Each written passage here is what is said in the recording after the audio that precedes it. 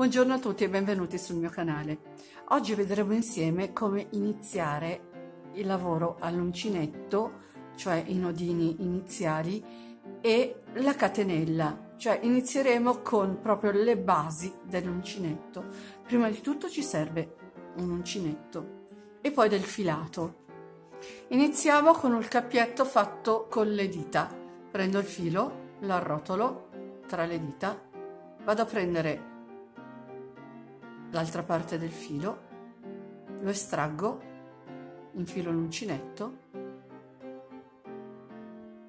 e voilà, il gioco è fatto. Altrimenti possiamo fare un cappietto in questa maniera: giro il filo intorno al dito, inserisco l'uncinetto, vado a prendere la parte lunga del filo, tiro, il cappietto è fatto. Oppure direttamente con l'uncinetto inserisco l'uncinetto sotto il filo, giro in modo da farlo incrociare,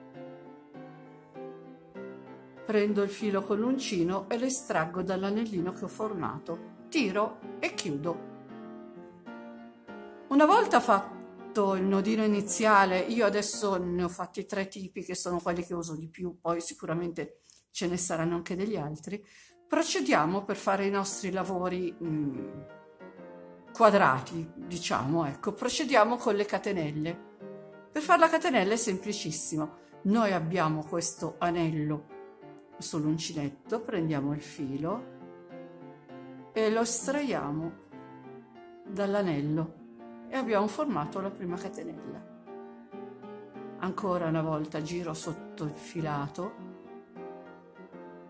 trattengo il filo con l'uncinetto e lo porto fuori dall'anello e così ancora. Passo sotto il filato, prendo il filato con l'uncinetto e lo tiro fuori dall'anello e ho fatto un'altra catenella e vado avanti così fino a un numero di catenelle che mi serve per fare il lavoro che abbiamo deciso di fare.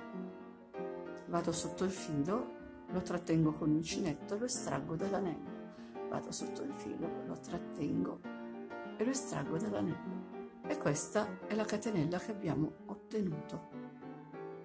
Vado avanti a lavorare, prendo il filo, lo estraggo dall'anello, prendo il filo, lo estraggo dall'anello, prendo il filo, lo estraggo dall'anello.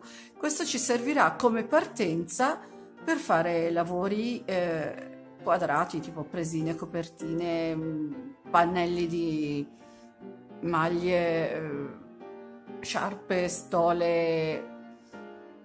È la base per ogni lavoro. Questa è la mia piccola spiegazione su quello che sono le tecniche per le basi dell'uncinetto.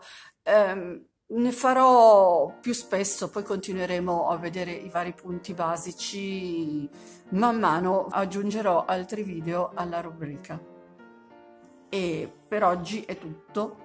Grazie per essere stati con me, grazie per l'attenzione. Come al solito vi ricordo di iscrivervi al mio canale se non l'avete ancora fatto e di attivare la campanellina che vi darà le notifiche per la pubblicazione di altri nuovi video. Ricordo anche che sono su Facebook e su Telegram. Sono una pagina ed un canale che sono ancora piccoli.